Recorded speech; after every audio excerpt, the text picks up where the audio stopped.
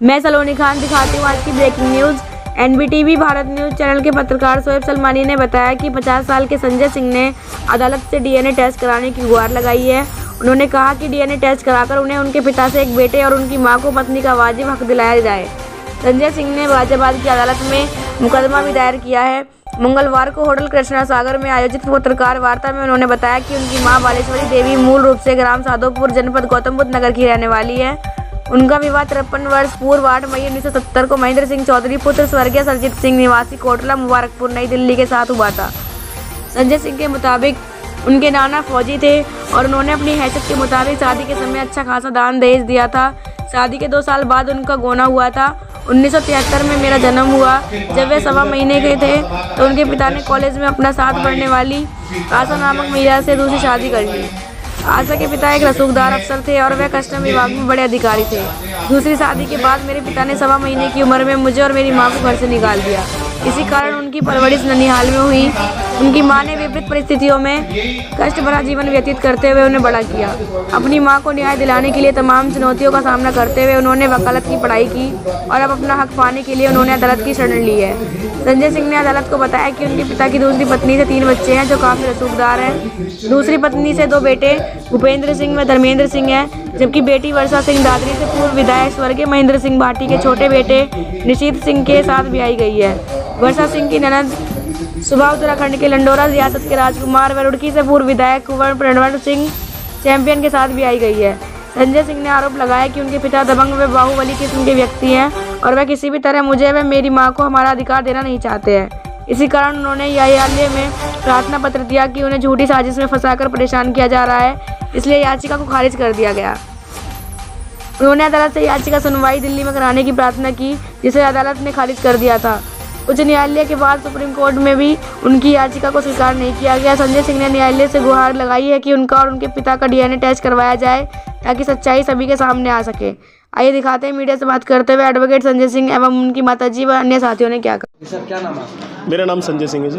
सिंह साहब, आज press conference का आयोजन आपके द्वारा किया गया है, क्या उद्देश्य है? बस ये उद्देश्य यही है कि मुझे और मेरी माँ को न्याय मिले और जो मैं एक बाप के होते हुए एक बिना बाप का मैं जीवन जी रहा हूँ और मेरी माँ एक पति के हुए विधवा का जीवन जी रही है, तो मैं एक गुहार लगाता हूँ कि आप लोगों के माध्यम से कि हमें न्याय मिले। विस्तार से बताइए, पूरा मामला एक्चुअल में है मैं बताना चाहता हूँ कि मेदर की शादी 1970 में हुई थी और शादी के बाद ही मेरी माँ जैसे 1-2 बार गई, जैसे गोना होता है बोलते हैं, तो उसी के बावजूद जो है उनके साथ मारपीट, और तभी ये पता लगा कि उसी दौरान उन्होंने जो उनके साथ पढ़ती थी एक आशा नाम की महिला, उसके साथ उन्होंने शादी कर ली है। और शादी के बाद समाज को पता लगा कि भाई ये शादी है, और उन्होंने एकमात्र एफिडेविट ये लिख के दे दिया मुझे, मेरी माँ को, कि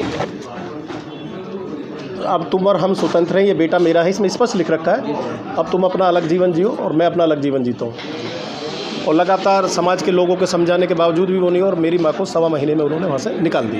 वजह क्या रही? वजह यही रही कि मेरी माँ गांव की भूमि से कम पढ़ी लिखी थी, जिस माहौल में वो रहते थे उस चकाचौंध से बिल्कुल अनभिज्ञ थी, और वो एक लाइफस्टाइल उनका दूसरा था, हाई प्रोफाइल उनका जो लाइफस्टाइल था। तो दौरान आप केवल 1.25 महीने के, मैं 1.25 महीने का था। जब आप कोर्स आपने जब भी संभाला होगा 20-21 साल की उम्र, जी जी, उस बीच आपकी माँ आपके पिताजी के बीच में बात, मतलब बैठक हुई हो? कभी कुछ नहीं, समाज के लोगों ने ही, मैं भी उसका वेट करता, भी समाज के लोग कह रहे हैं जी ठीक है, बातचीत कराएंगे, आपकी है सब कुछ सेटल हो जाएगा, सब ठीक है जी, आप नमस्ते हो गए। तो समाज के लोगों ने सब कुछ बात कराई, बैठा कर आराम से बैठक कोई कराई हो? अन्याय आपके साथ में हुआ? कोई बैठक, बस यही लोगों ने कहा कि भाई ठीक है, सब हो जाएगा, हम बात कर रहे हैं, क्योंकि उस आदमी से मिलना ही अपने आप में इतना बड़ा वो कि जो इतना धनाढ़ है और इतना, बल्कि हम पे प्रेशर और समय पे ये तो कोई FIR, ये देखो ये अभी मैं आपके माध्यम से बोला कि वाइफ जा रही है, तो इन स्थितियों से बचने के लिए कैसे उससे बात करें? राइफल पिस्टल लगा के 10-10 आदमियों के साथ चलना, और अभी तो वाइफ के साथ अभी जैसे ही हुआ तुरंत ही उन्होंने मारपीट का भी तो खींच लिए। तो मैं मेरी माँ को मुझे मेरा अधिकार मिले, मुझे बाप का नाम मिले और उन्हें जो इस चीज़ की दंड मिले।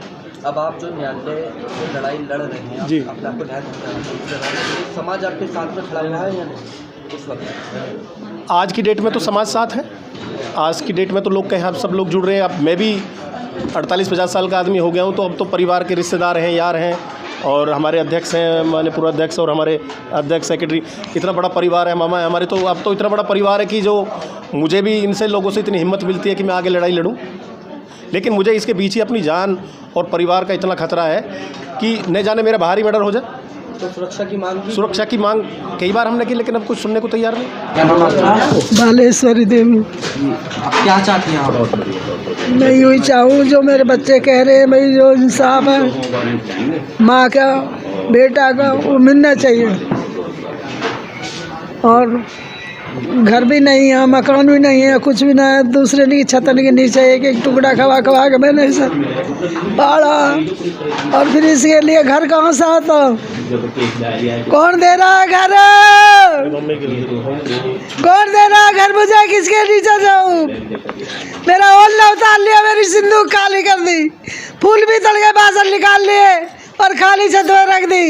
मेरे लड़के का माथा निकल रही, जिसके मातर सजा की मौत हो है, मैं कहाँ लेके जाती और कह दी कि सब कोई अपने घर में मत बढ़ लीजा। कि नालायक है, मैं नालायक खानदानी नहीं हूँ, मैं कमा के खाने वाले की लड़की हूँ। मैंने मशीन चला चला के अपने बच्चे को पाला, पड़ोसी के बच्चे के फ्री कपड़ा से, सिर्फ खाने के लिए, सब्जी के लिए। सब्जी भी कई दिन खावे, कई दिन नहीं। ये सब आज अधिवक्ता संजय सिंह द्वारा आपने इस वारदात का क्या क्या आप शामिल हैं? पूरा मामला क्या है, पूरा विस्तार से? देखिए, मामला जैसे कि आपको पूर्व में सब कुछ संदर्भ में बता चुके हैं डिटेल में, बट मैं इस पर यही कहना चाहूँगा कि मैं तहसील बार एसोसिएशन का अध्यक्ष हूँ। आप हमारे सम्मानित सदस्य हैं। हम लोग सबको न्याय दिलाते हैं, और जब अपने न्याय की बात आती है तो हम उसमें पहले सोच विचार भी करते हैं पहले एक सामाजिक तौर पे कोई बातें ऐसी हैं जो पूरी हो जाएं, फिर हम उस पर न्यायालय में जाएं। पर न्यायालय में अपने स्तर पे गए हुए हैं। पर मैं आपको आज जो प्रेस कॉन्फ्रेंस का जो बुलाना था वो उसके लिए आपको ये करना था, क्योंकि प्रेस जो है एक हमारे हिंदुस्तान का चौथा स्तंभ है देश का, हमारे का।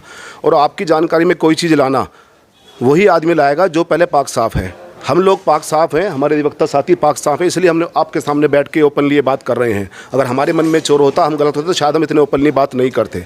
हमारा आशय बस यही है कि न्यायालय अपना काम करेगा, और आप लोग क्योंकि जनता के दिल से जुड़े होते हैं, आपकी आवाज़ जनता दिल से सुनती है, और आपकी आवाज़ ही मैं समझता हूँ कि हर जगह तक पहुँचती है। तो आपके द्वारा भी हमारी आवाज़ पहुँचे कि जो एक माँ न्याय मांग रही है, एक बेटा न्याय मांग रहा है, वो न्याय उन्हें मिले। और जो रसूखदार लोग हैं जो सोचते हैं कि अपने वो धन बल पे या अपनी वो शक्ति से या पावर से हमको झुका देंगे, ऐसा नहीं है।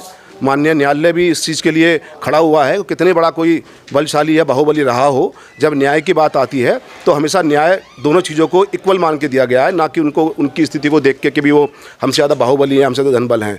हमारा बस यही कहना आप लोगों के माध्यम से कि हमारी बात को आप जनता के बीच में पहुँचाएँ, उन लोग रसूखदारों के बीच में पहुँचाएँ जिसमें वो वाइट कॉलर बने घूमते हैं, कि आपके द्वारा क्या क्या किया गया है पूर्व में। आज आप कुछ भी हो सकते हैं, पर एक माँ की जो पुकार है, अभी आपने सुना भी है, उनके बाइट आपने ली भी है, वो कितनी भावुक हैं, और वो उनके दिल की आवाज़ है, आपने देख भी लिया है। वो इस एज में आकर इस तरह की बात बोल रही है, तो वो केवल न्याय और वो नाम मांग रही है कि जो उनके बेटे के लिए परवरिश उन्होंने की है। आज किसी स्तर से वो लोग कम नहीं है, हर तरह से सामाजिक रूप से उनकी प्रतिष्ठा है, मान्य उनका नाम है, सब कुछ है। बट आज जो वकील साहब भी हमारे उस माँ के लिए न्याय मांग रहे हैं, पहले उस माँ के लिए न्याय है, फिर उनके लिए स्वयं के लिए न्याय है। और न्याय मांगना मैं समझता हूँ भारत संविधान में कोई गलत नहीं है, एक सामाजिक तौर पे भी और एक न्यायिक तौर पे भी।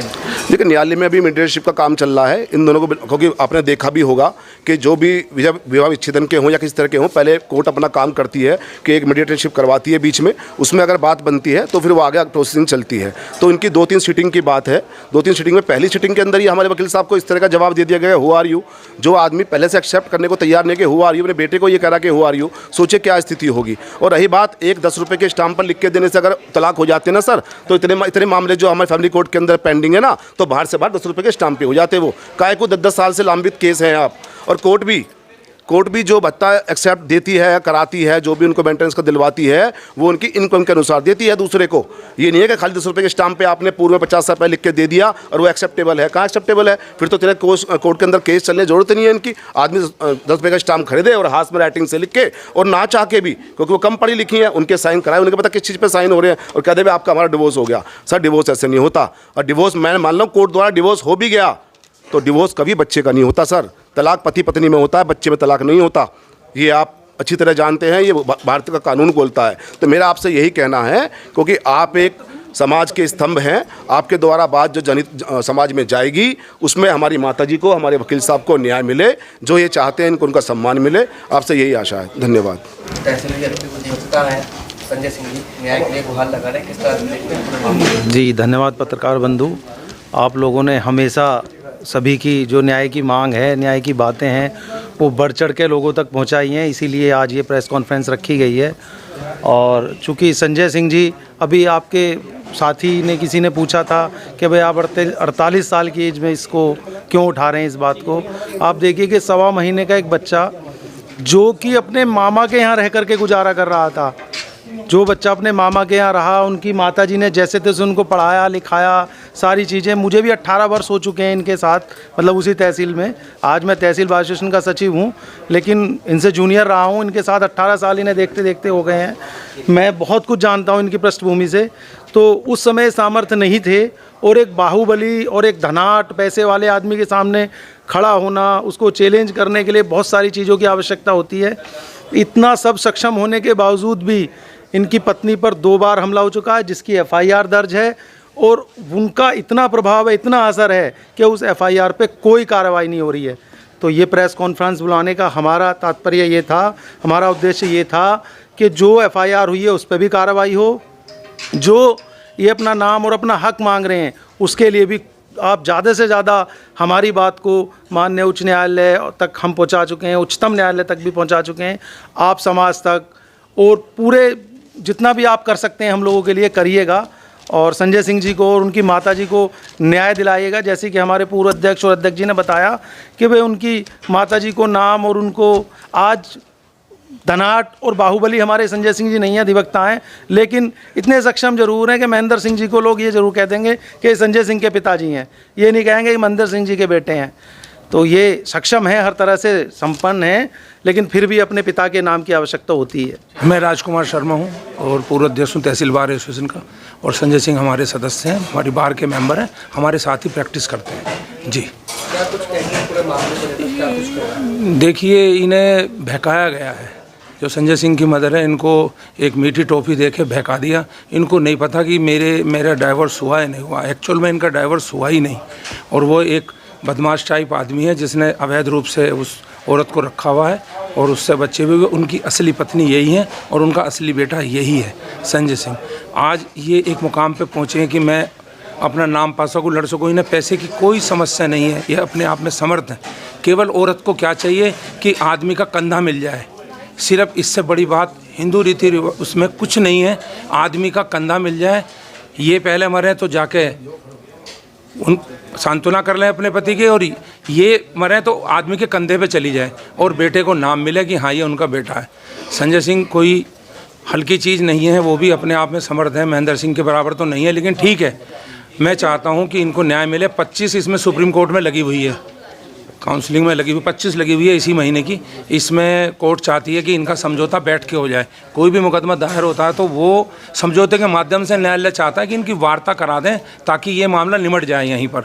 तो 25 लगी हुई है, उसमें हम लोग भी जाएंगे, संजय सिंह भी जाएंगे, और जो भी होगा उसको अपडेट आपको करेंगे। प्रधान कचाड़ा गाँव से मेरा इस पूरे कार्यक्रम के ऊपर ये कहना है कि एक तरफ जहाँ पूरा समाज और सभी लोग ये कहते हैं कि बेटी बचाओ बेटी पढ़ाओ, वहीं बेटियों को सम्मान की बात आपके सामने एक अजीब तरह का केस है। ऐसे केस हिंदुस्तान में पहले जैसे ND तिवारी वगैरह के आए, मीडिया ने काफ़ी उनको जगह दी और उनके बेटे को न्याय और सम्मान मिला। इसी तरह हमारे भाई संजय सिंह भी, जो पिछले 45 वर्षों से बहुत पीड़ित हैं, परेशान हैं, हमारी माताजी जिन्होंने एक पति के होते हुए विधवा का जीवन काटा है, पूरा समाज, हम आप मीडिया से अपील करते हैं कि ऐसे दुष्कर्मियों को, ऐसे लोगों को जो बिना डाइवोर्स हुए और शादीशुदा पत्नी को छोड़कर विलासतापूर्ण जीवन जीने का नाटक जो जी रहा है, और इनको जो पूरे जीवन एक संघर्ष करना पड़ा, माताजी को एक विधवा के जीवन जीना पड़ा, उनको बहुत आभाओं में अपनी ज़िंदगी काटनी पड़ी। संजय भाई ने बहुत लंबा संघर्ष करके जैसे तैसे अपने आप को स्टेबल किया।